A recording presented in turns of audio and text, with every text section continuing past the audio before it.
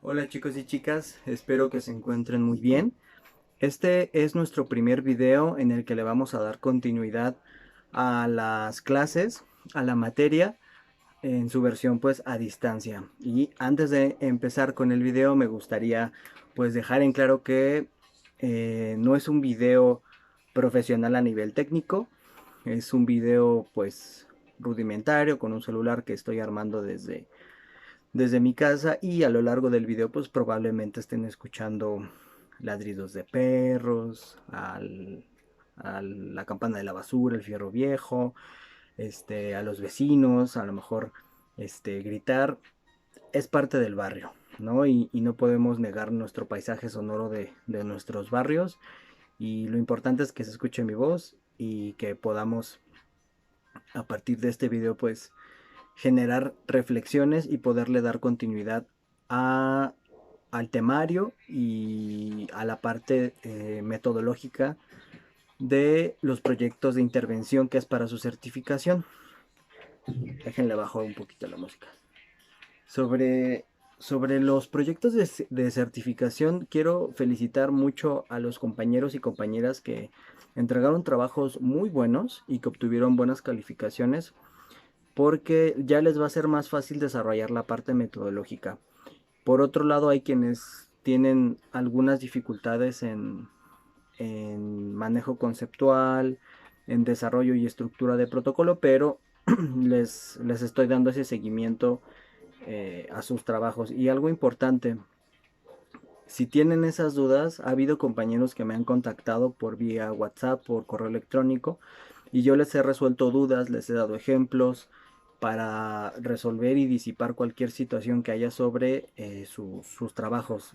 A los demás pues los convoco a lo mismo, que si hay dudas o algo se comuniquen, porque más en estos momentos en el que se están llevando a cabo las clases a distancia es más difícil poder darle continuidad y poder fortalecer este proceso de enseñanza-aprendizaje.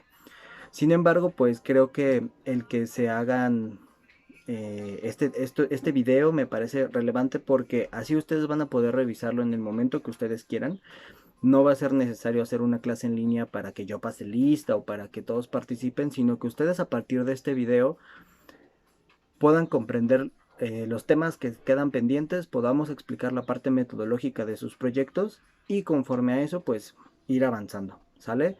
Ya di indicaciones sobre qué se va a hacer con cada clase, que va a ser una reflexión sobre algún punto en particular del video que les haya llamado la atención, y esa reflexión en media cuartilla como mínimo o una cuartilla como máximo, ¿sale? Y a propósito pues de este confinamiento que estamos experimentando, viene a bien el que nuestra materia se pueda pues enfocar o retomar estas condiciones sociales y psicológicas principalmente, por parte de este confinamiento. No hay una serie de efectos psicológicos que ustedes experimentan y que estamos experimentando cotidianamente, y que otras personas pues también lo están experimentando de alguna forma. La clase, digamos que quedó pendiente, fue sobre el artículo de antropología de las emociones de Le Breton, y me gustaría empezar por ahí, por la antropología de las emociones. Y en función de esto de comprender la emoción, también va a ser más fácil el cómo también se puede abordar la intervención. Ahorita, después de esta explicación, voy a puntualizar sobre los protocolos, porque hubo quienes quizá les quedó un poco difusa la información sobre cómo se llevan a cabo, ¿vale? Pero vamos a empezar con esta parte de las emociones en Le Breton. Nosotros revisamos en clase aspectos psicológicos. Este artículo es de corte antropológico, van de la mano. Es decir, la psicología no podemos comprenderla y no podemos entenderla si no está esa parte social y antropológica, es decir, la parte cultural. Porque la psicología, si la vemos aislada de lo cultural y lo social, no tiene un alcance óptimo, efectivo o no nos permite una comprensión amplia de los fenómenos, principalmente de los fenómenos sociales y culturales. Ahorita seguramente escucharán a lo lejos algo de música. Por mi barrio suelen pasar músicos tradicionales y pues van pidiendo dinero. Esto es importante, o sea, ahorita que estoy escuchando esto y que no sé si ustedes lo alcancen a escuchar una trompeta a lo lejos, en estos sectores que no están dejando de trabajar, que pues son personas como este grupo o estas personas que ahorita están pasando en la calle de al lado, que son personas que no están parando, que están saliendo a trabajar y que esto lo marcaron mucho en sus ensayos, ¿no? La parte de cómo las personas que están saliendo a trabajar, algunos ensayos planteaban los efectos psicológicos que pueden tener, ¿no? Como el miedo, eh, esta incertidumbre que hay, porque o si se quedan en casa implica no comer, implica no cubrir sus gastos, no pagar la renta, y salir a la calle implica una exposición tremenda pues a un contagio por el virus, ¿no? Y es importante pues ver esa parte social de quienes no pueden quedarse en casa en un confinamiento por una serie de condiciones sociales y laborales que históricamente pues han sido negadas, ¿no? Que los trabajos eh, no hay una garantía en sus derechos para poder quedar en casa y que pues sigan pagando, ¿no? ¿Escuchan? Bueno, tenemos, aparte de la música que tengo, música de fondo especial para este video. Bueno, eh, solo quería hacer esa acotación que me parece relevante de estos sectores que están saliendo a las calles y que eso no quiere decir que no les importe, porque he leído mucho eso en redes sociales, que si bien hay grupos o hay personas que quizá tengan actos irresponsables al salir a la calle, porque no creen en el virus, porque creen que es una cuestión de manipulación del gobierno y que pueden tener ciertos actos irresponsables, pero hay otros sectores y otras personas que están saliendo porque neta, si no salen no comen o no pueden pagar su renta o no pueden cubrir necesidades básicas, y es muy importante pues no caer en el prejuicio de que todos los que están afuera lo están haciendo por irresponsables. Si tuvieran un trabajo digno, un trabajo que protegiera sus derechos, lo más probable es que estarían en casa cumpliendo con el confinamiento voluntario. Y eso es muy importante. Bueno, ahora sí, entrando a la parte de antropología de las emociones. Es muy importante cómo el autor inicia el texto. Espero que este texto quedó pendiente. Espero que lo hayan leído. Yo sé que hay partes que están densas, son pesadas porque es otro tipo de textos, quizá los que no están familiarizados por pues esta cuestión antropológica. Sin embargo, el autor pues plantea lo siguiente. Voy a estar revisando mis apuntes en momentos y el autor empieza pues planteándose esta negativa de que las emociones solamente son un acontecimiento fisiológico o biológico. Para el autor o para la antropología de las emociones no están únicamente sentadas en lo biológico, no son exclusivamente procesos fisiológicos, hormonales, eh, musculares o viscerales, plantea el autor, ¿no? El autor plantea que las emociones están en una serie de acontecimientos sociales y culturales, es decir, las emociones están en un contexto.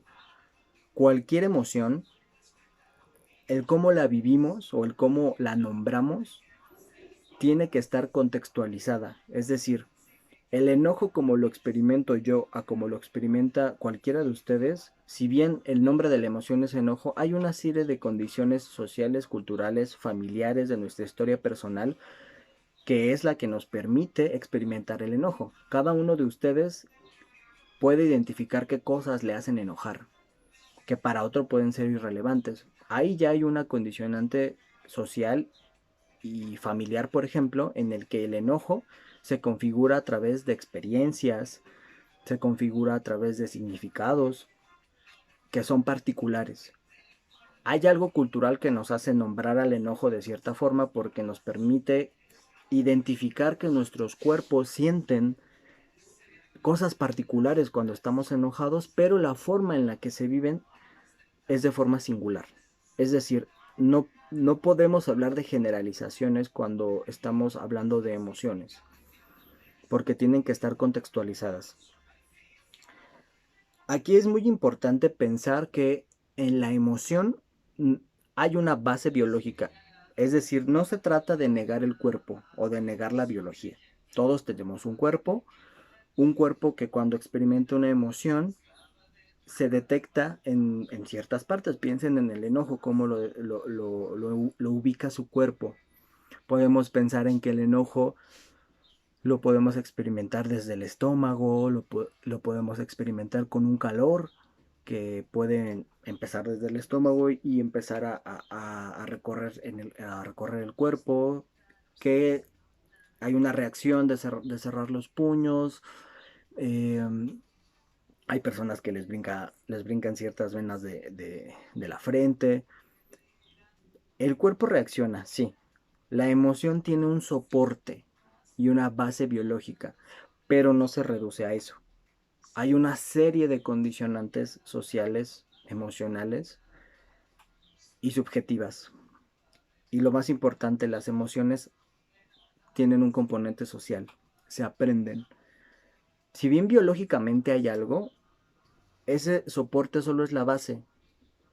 Tiene que haber un acontecimiento social, un acontecimiento subjetivo para que la emoción se viva a través del cuerpo. Pero la emoción por sí sola digamos, no se manifiesta. Tiene que haber algo que la produzca o la constituya. Y regularmente eso es social o subjetivo. Ejemplo, una palabra. Hay una palabra, un recuerdo, que es en términos subjetivos, que nos puede desatar emociones tremendas. O sea, el hecho de recordar eh, un acontecimiento con una persona que quisimos, el solo recordar, el cuerpo empieza a resentirlo y empieza a tener una serie de reacciones en ese soporte biológico. El autor va a plantear, ¿no?, que hay esta base biológica donde se despliegan las emociones que son de origen social o que tienen una constitución y una conformación social. El autor primero va a plantear que históricamente en la explicación de las emociones ha habido enfoques que la han tratado de explicar. El primer enfoque en el que el autor hace una crítica es el enfoque naturalista. Para el enfoque naturalista, las emociones son justo como una sustancia, algo que nace del cuerpo, que está en el cuerpo y nace de él. Ojo, ahí hay una primera distinción porque entonces dijimos anteriormente que la emoción se produce a través de una condicionante social y subjetiva. Para el enfoque naturalista, la emoción no está afuera, no hay una afuera, sino que está en el mismo cuerpo, en la constitución biológica del cuerpo. Es íntima y orgánica. Orgánica se refiere a que tiene que ver con el cuerpo y con los órganos, que determinadas partes del cuerpo experimentan esta parte emocional. Y la principal, si hay no sé si llamarle mito o una explicación constante en que las emociones tienen que ver con la supervivencia y que tienen que ver con la adaptación. Hay una parte que sí podríamos comprenderla como una cuestión adaptativa, pero reducir las emociones a que solamente son una cuestión de supervivencia es dar una explicación muy básica y limitada, muy limitada. Porque, por ejemplo, se piensa que cuando mmm, imaginemos una pelea entre dos personas y que por defensa una persona asesina a la otra. La explicación naturalista diría, bueno, pues por defensa, por instinto de supervivencia, la persona asesinó a la otra. Sería eso justificar un asesinato desde la biología, es decir, desde una cuestión de un código genético que está programado para reaccionar de cierta forma. Esto lo podemos relacionar con los llamados instintos, que desde la antropología y ciertas áreas de la psicología o el psicoanálisis, pues consideramos que los instintos en los seres humanos pues no existen. Se habla por ejemplo, el psicoanálisis habla de pulsiones, porque el instinto en tanto programación genética, que es como reaccionan los otros animales, que también nosotros somos animales, pero la cuestión es que nosotros estamos atravesados por el lenguaje, por la cuestión social, y eso no permite que esa llamada programación genética, que sí la tenemos para como especie, eso no hay duda, pero que ciertos comportamientos sociales y subjetivos no pueden ser solamente explicados por una cuestión genética. Eso sería reducir una explicación a algo muy simplista y algo mecánico. Eso es lo importante de las críticas a los enfoques naturalistas, porque dan la sensación de que los mecanismos, en este caso emocionales, son mecánicos y que todos reaccionaríamos de la misma forma y que todos, aparte de reaccionar de la misma forma, viviríamos las emociones de la misma manera. Por eso el enfoque naturalista tiene una tendencia a ser universal. ¿A qué me refiero con universal? A que todas las personas de todo el mundo y de todos los tiempos han experimentado las emociones de la misma forma porque hay un componente genético y biológico que compartimos como especie. Y eso es una explicación bastante burda o muy limitada que en su momento pues tuvo su eficacia o tuvo su, su, su valor, pero no consideraba la parte social, que es la que a nosotros nos importa, porque se conforma de otra naturaleza la emoción.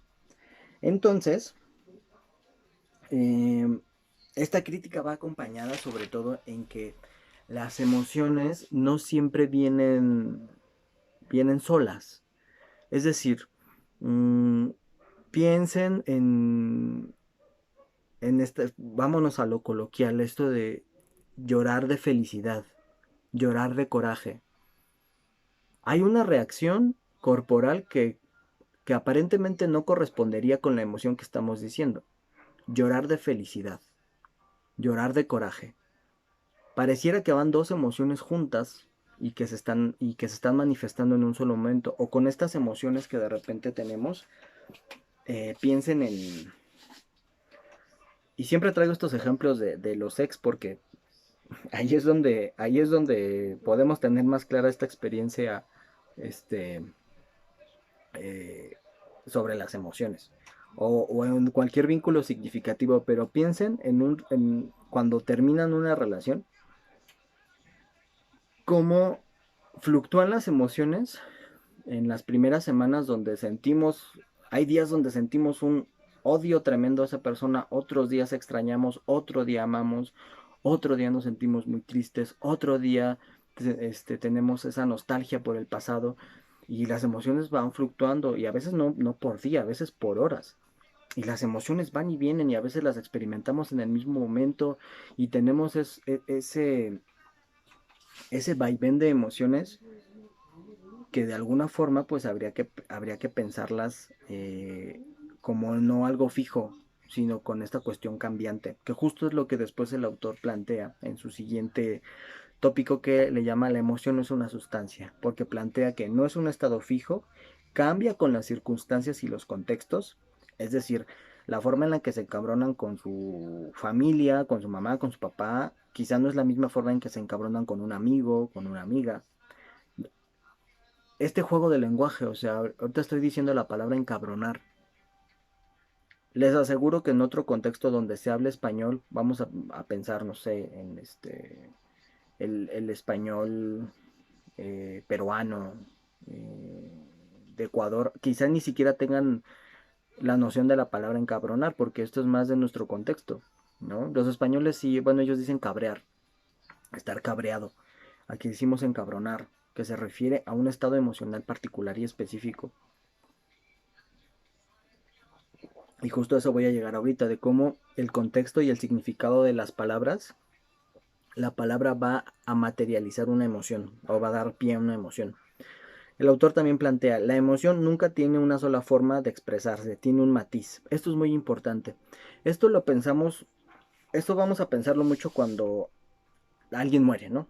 De que van a un funeral y ven a una persona que perdió a alguien y es que no lloró, es que se ve muy tranquilo, es que está muy tranquilo para esta situación, es que no está así, o vamos a pensarlo en una situación positiva, ¿no? Como de es que no se alegró como tenía que alegrarse.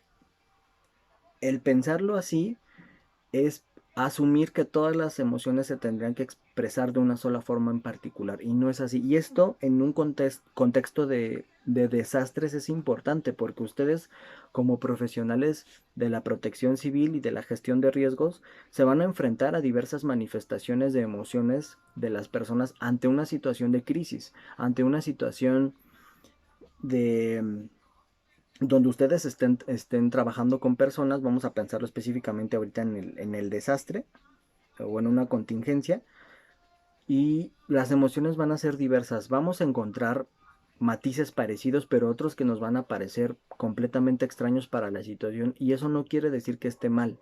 Eso tenemos que comprenderlo, o sea, las emociones se manifiestan de diversas formas y esa es una premisa, que no todos van a reaccionar de la misma forma. Por lo tanto, los primeros auxilios psicológicos no aplican para todas las personas, no van a ser funcionales para todas las personas y no van a servir para todas las personas. Y va a haber personas que ni siquiera quieran tomar primeros auxilios psicológicos de entrada. Esa es una premisa importante porque a veces tenemos esta noción de que todos tendrían que tomar los primeros auxilios. No, porque no todos están en su momento para hacerlo. Y no podemos obligar a alguien a tomar primeros auxilios pues si no está listo, si no está lista, si no los considera necesarios. Sobre todo porque esta manifestación emocional pues va variando. Es decir,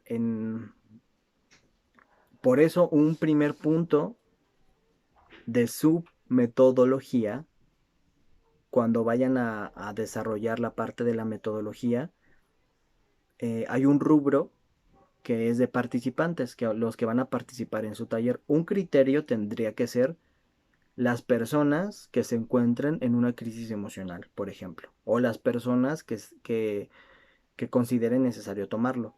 No que ustedes vayan a elegir qué personas lo van a tomar. O sea, tiene que ser partiendo desde algo voluntario, pero tendrían que tener ciertas características y una de ellas tendría que ser pues que se encuentren en un proceso emocional de crisis, por ejemplo, y que lo hagan de forma voluntaria. Ahí ya estamos descartando a nuestros participantes porque los que no lo consideran necesario y no están listos para ello, los descartamos. Pero bueno, volviendo a este punto, el autor plantea que cambian de persona a persona y lo más importante, las palabras no abarcan los mismos significados de un idioma a otro. Aquí hay una cuestión de la llamada traducción de los términos de las emociones. El hecho de que identifiquemos en español ciertas emociones o en otro idioma, a la hora de traducirlas, no necesariamente eh, significan lo que nos está diciendo la traducción, porque necesitamos entender las palabras en su contexto, en la forma en que se viven. Por así decirlo, tendríamos que, si queremos entender una palabra en náhuatl, tendríamos que pensar en náhuatl para entenderla. Si bien la traducción nos permite contactar con otra lengua, a la hora de traducir no se traduce, digamos, todo al 100%. Siempre queda algo que es imposible de traducir por la configuración del lenguaje. Y eso es bien importante. Vamos a pensar en emociones en otro contexto que no tienen un equivalente en español. Por ejemplo, la palabra apapachar, que seguramente la han escuchado, de darse apapacho y eso es una palabra de origen náhuatl. Según yo es de origen náhuatl, ¿eh? No, ¿qué tal que les estoy mintiendo? Y mejor ahorita lo vemos en San Google, pero eh, es una palabra náhuatl. La palabra significa abrazarse con el alma. Pero vamos a ver si es de origen náhuatl. Sí, es de origen náhuatl.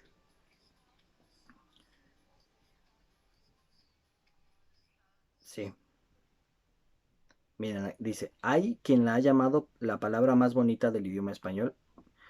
Eh, la Real Academia de la Lengua Española la define como palmadita cariñosa o abrazo. Los mexicanos, sin embargo, tienen una definición mucho más poética del acto apapachar, que es abrazar o acariciar con el alma.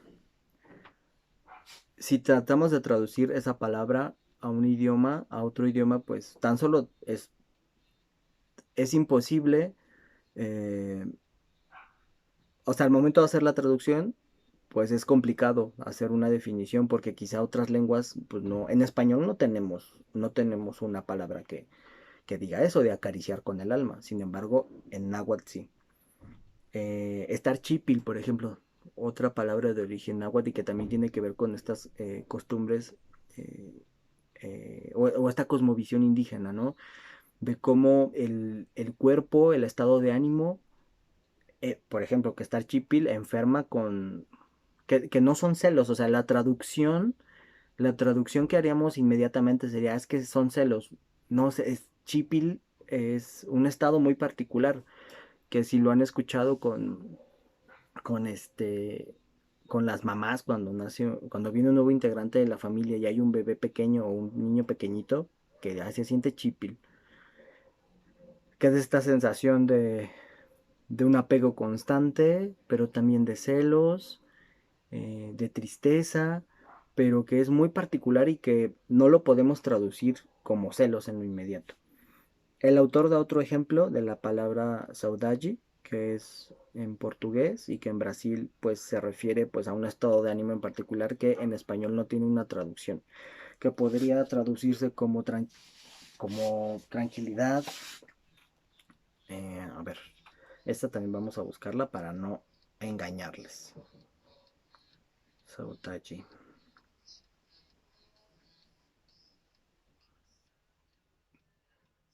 Google lo traduce como nostalgia, añoranza.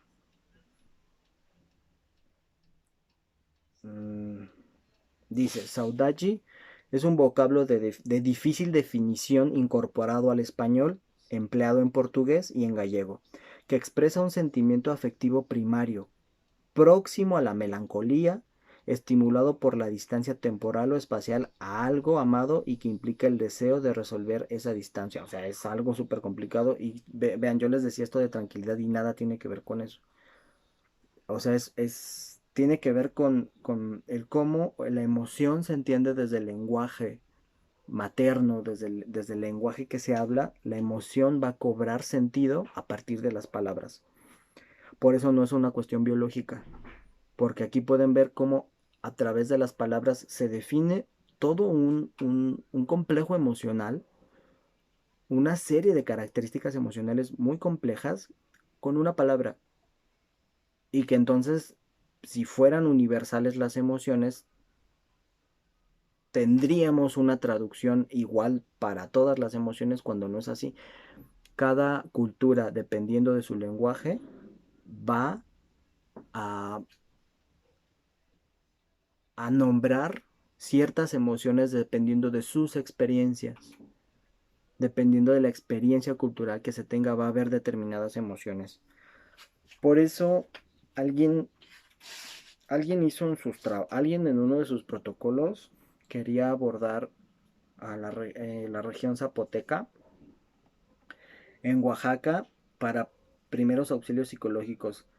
Y ahí habría una dificultad, porque primero está la barrera del lenguaje y segundo, pues los significados que se dan a las emociones en culturas o pueblos indígenas son muy diferentes a cómo las vivimos nosotros. Por eso es, es importante que cuando trabajen con manuales, por ejemplo en este caso de psicología, la intención de este manual de psicología es que sea enfocado pues a cierta población con quien pueda replicarse, porque si pensamos que haciendo un manual o un protocolo lo podemos generalizar, caemos en un error por la cuestión lingüística, porque eso es una barrera que no nos permite hacer una comprensión. Sí se puede hacer, pero necesitamos primero conocer la cultura, conocer necesidades, cómo nombran y cómo viven sus emociones, y pues es un trabajo extenso que evidentemente para este semestre pues no vamos a hacer, pero sí es importante tener esa distinción. El autor también plantea que históricamente ha habido una problemática con las emociones, con la llamada razón, y que se ha puesto en opuesto, que ha estado en opuesto con la emoción. Este dualismo, este dualismo de mente y cuerpo ha sido problemático para la psicología y para otras áreas de las ciencias, porque este enfoque de mente-cuerpo, o de razón y cuerpo, o de razón y emoción, ha sido problemático porque las considera contrarias y opuestas.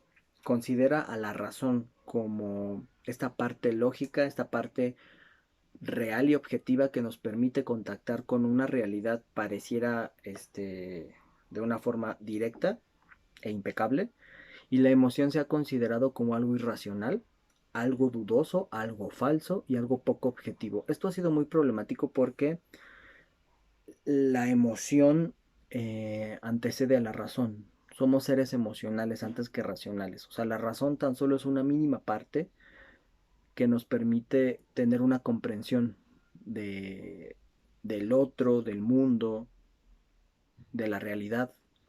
Pero la emoción también nos permite contactar con la realidad.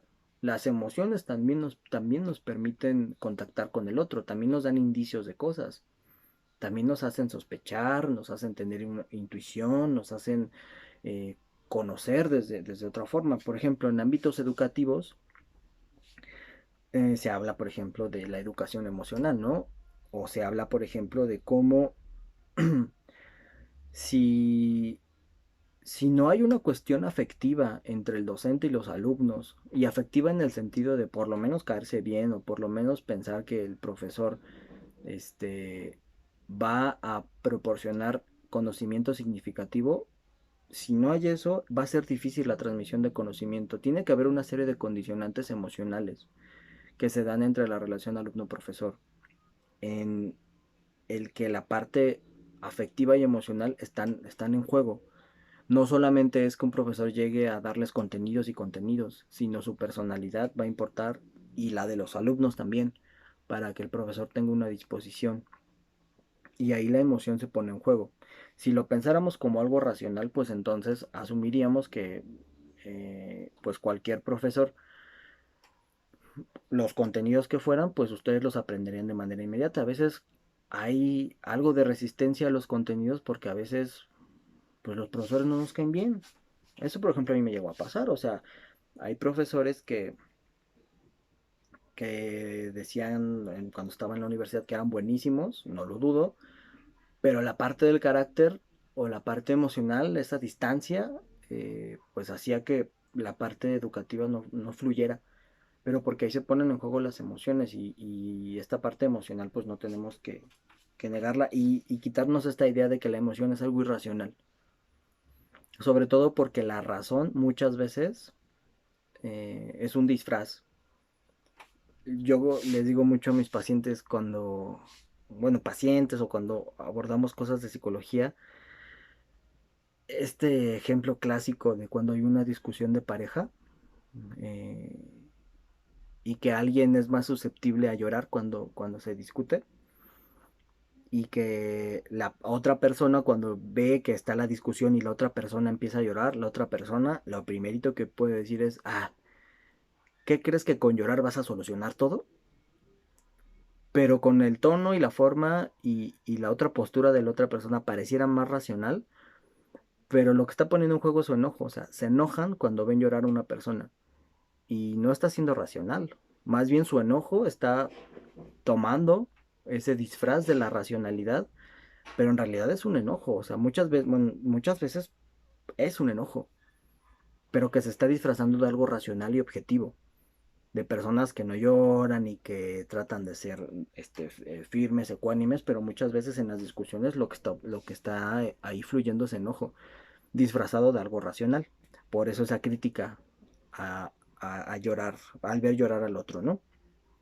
Bueno, uy, perdón, se mueve un poquito, ¿eh? Esta mesita que tengo se mueve un poco. ¿Cómo vamos de tiempo? 35 minutos, ok. Eh, el tercer punto que plantea Le Breton es la expresión social de las emociones.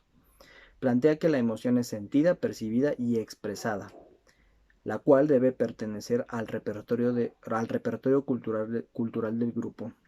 Esto se refiere a que con nuestra historia familiar o comunitaria, nuestras emociones van a manifestarse conforme a nuestro grupo de origen.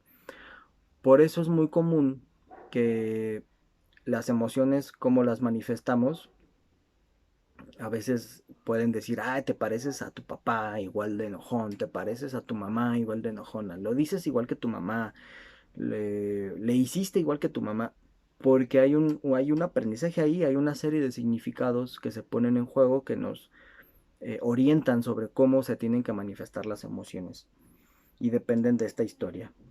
Al mismo tiempo, la emoción es un modo de afiliación. La afiliación se refiere a este sentido de pertenencia con el grupo, el sentirnos afiliados a.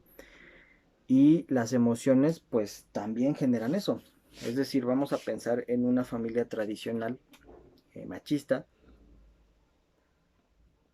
donde el llorar para los hombres sería una forma de exclusión, de rechazo.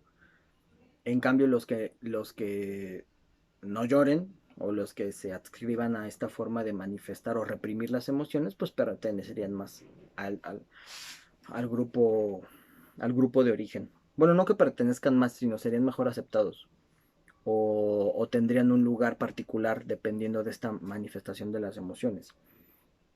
Eh, También el autor plantea que la emoción no solamente se experimenta corporalmente, sino que va acompañada de más cosas, va acompañada de frases, de palabras, de lenguaje, y vamos a pensar en que la emoción no solamente tiene que ver con un gesto, tiene que ver con una verbalización o con una sensación corporal. Vamos a pensar en las miradas, ¿no? Una mirada, perdón, una mirada de odio, una mirada de amor, o un gesto, un movimiento corporal como una mentada de madre. O sea, con hacer esto, eh, no se dice nada verbalmente, pero una señal está diciendo algo que puede ser muy ofensivo para alguien. U otro tipo de groserías que con un movimiento de un dedo o varios nos está diciendo algo. Pero ahí va acompañada toda una emoción y una significación social y cultural, porque para llegar a significar esto socialmente es porque hubo toda una configuración social y cultural sobre las groserías. Al mismo tiempo, la, estas emociones pues van a variar dependiendo del sexo, perdón, del género, de género, no del sexo, del género, de la edad o el estatus social. Van a depender de estos factores eh, y de otros tantos, porque la emoción, como les decía, pues tiene esta parte constitutiva, social y cultural.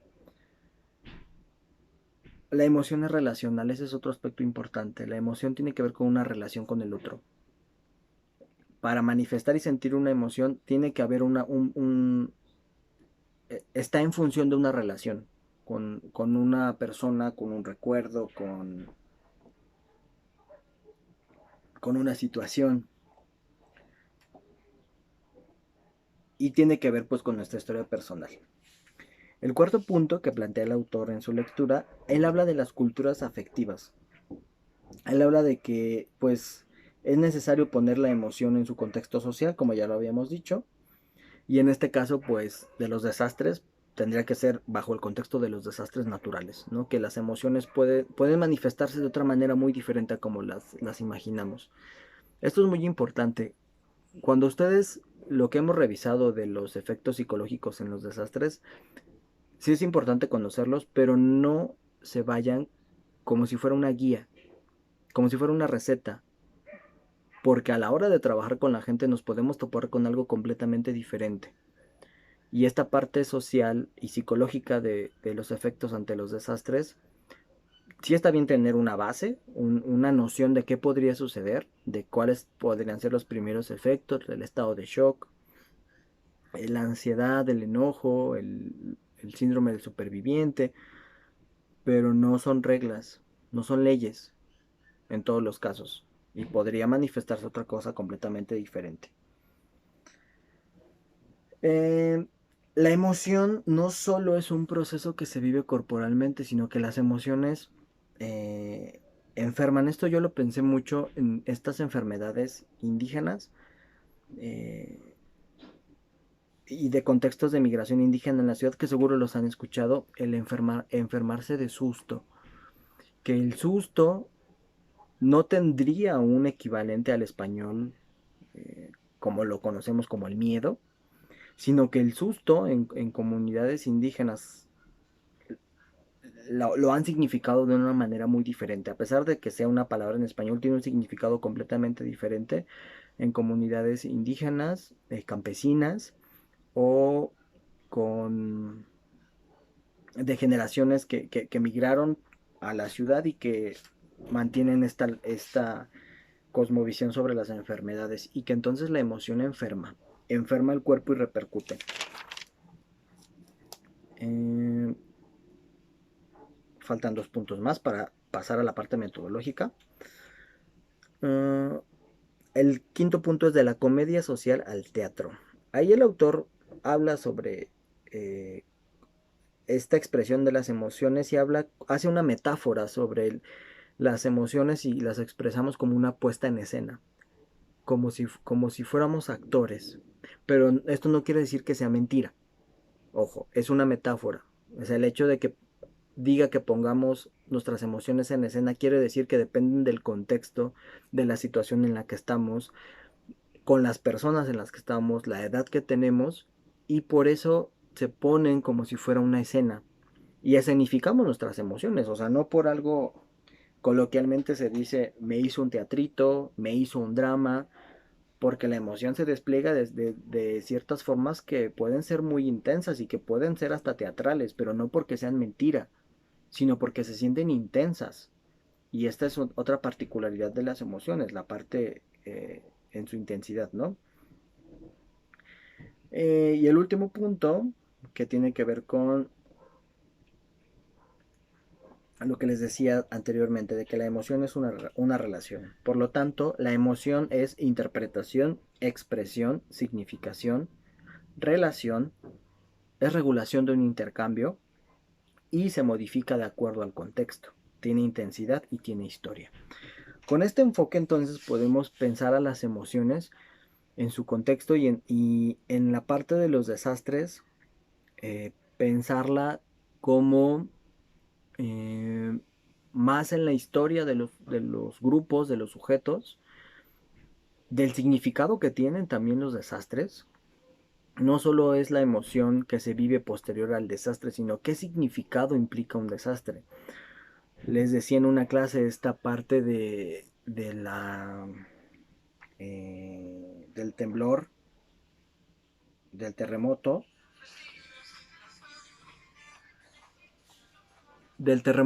de quienes vivieron el 85 y el 2017, pues tiene un significado muy diferente el terremoto. A quienes solo vivimos el del 2017, pues no tenemos ese antecedente sobre el terremoto del 85, por lo tanto la significación es completamente distinta. Espero que haya quedado un poco claro este enfoque antropológico de las emociones, lo cual nos permite relacionar esto con la parte psicológica de los efectos. Les vuelvo a repetir, hay una serie de descripciones, trabajos e investigaciones de los efectos psicológicos ante desastre, pero recuerden que no hay que pensarlos de manera como manual, de que a todos van a manifestarlo de la misma forma. Puede ser que no aparezca algunos efectos, ¿vale? Bueno, ahora vamos a pasar a la parte metodológica de sus trabajos.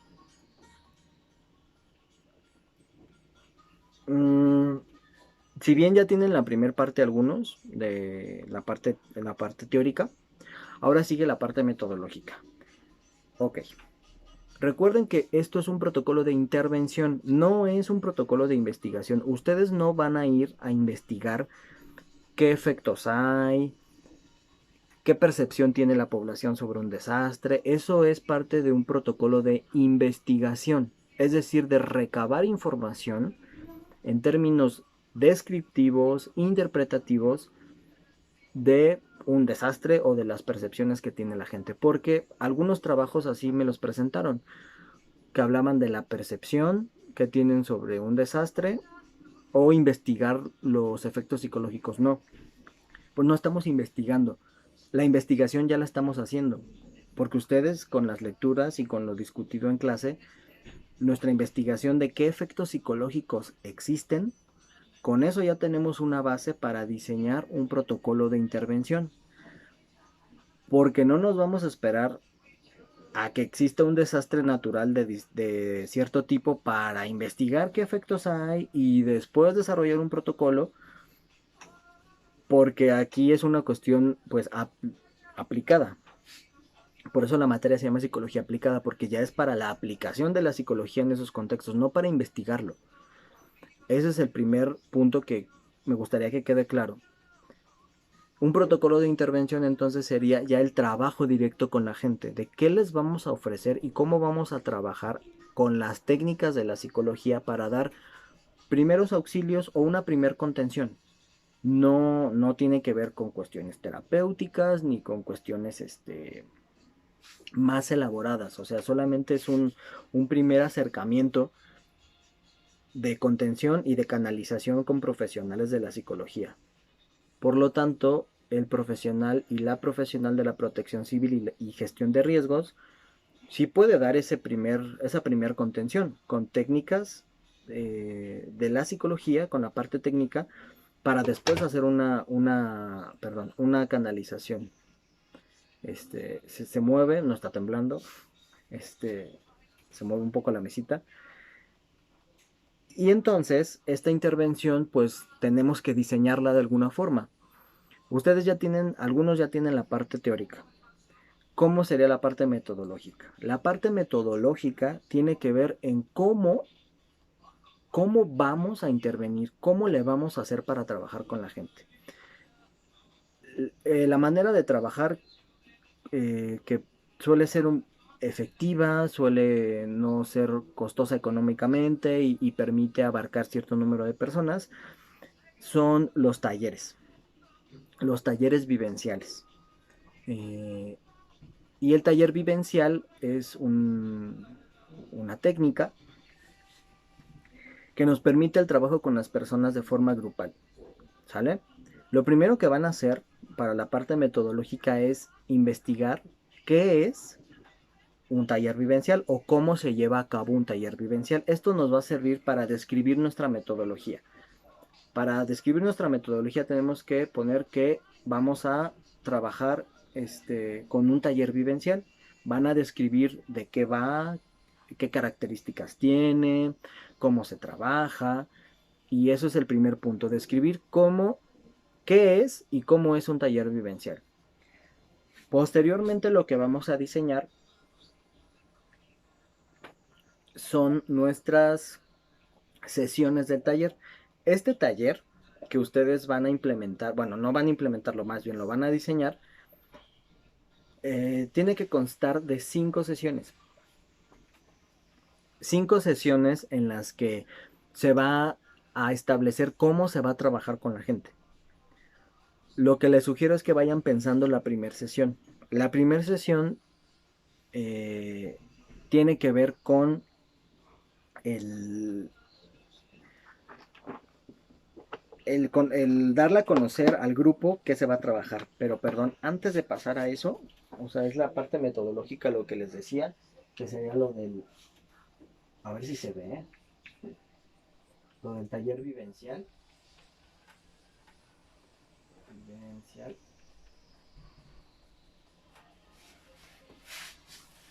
Perdón por la letra, pero casi no alcanzo por estar así.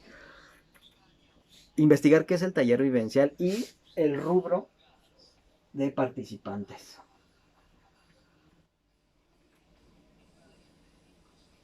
De los participantes, es decir, que puedan pensar cuántos participantes van a asistir a este taller que van a diseñar. Vamos a imaginar, ustedes van a tener que desarrollar esta capacidad imaginativa y creativa, que es lo que les había planteado la última vez que nos vimos. Vamos a imaginar que ese desastre que ustedes describieron ya pasó, que ya sucedió el desastre. Para eso van a tener que desarrollar ese taller. Para empezar, ese taller no se va a poder llevar a cabo en ciertas condiciones. Puede ser que no haya un salón, puede ser que no haya ciertas condiciones. Van a describir teóricamente cómo es un taller vivencial y después van a tener un criterio de sus participantes. Por ejemplo, vamos a suponer que yo voy a hacer un taller por los efectos psicológicos mm, ante un sismo. Y no, un sismo o un incendio donde todo se devastó o que los pocos edificios que quedaron en pie no están funcionales. Entonces voy a plantear que el lugar, voy a ponerlo acá,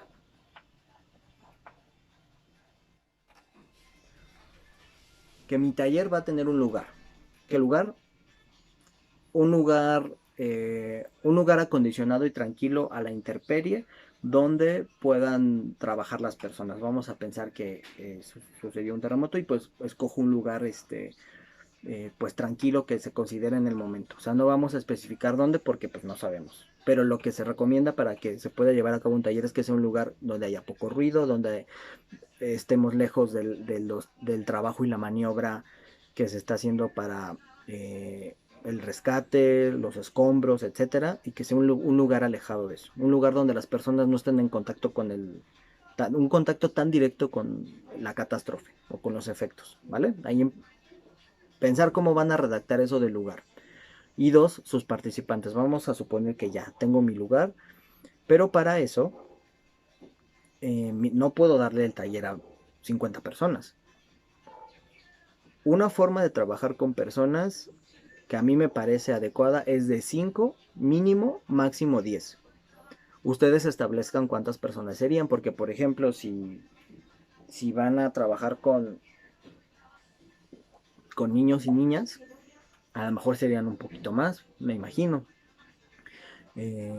Establezcanlo, porque puede ser que ese taller,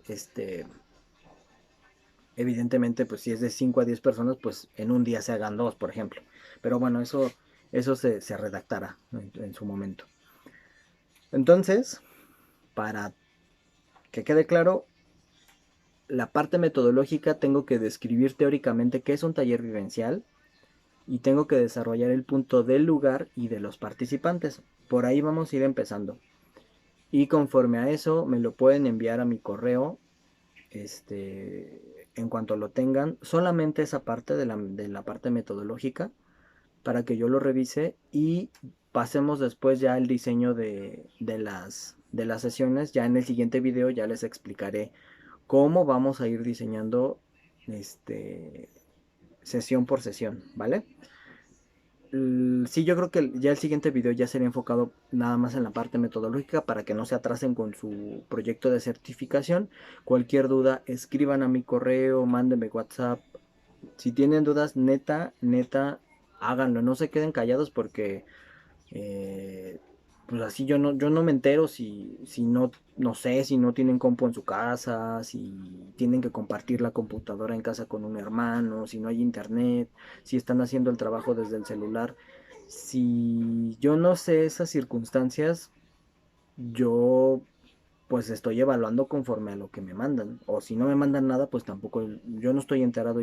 Y si ustedes quieren darle continuidad a esto, pues con gusto y sin ningún problema me pueden decir sus dificultades, quienes las tengan para pues entregar tareas y yo lo voy a comprender y vamos a ver cómo lo resolvemos, lo negociamos y sin broncas, ¿vale?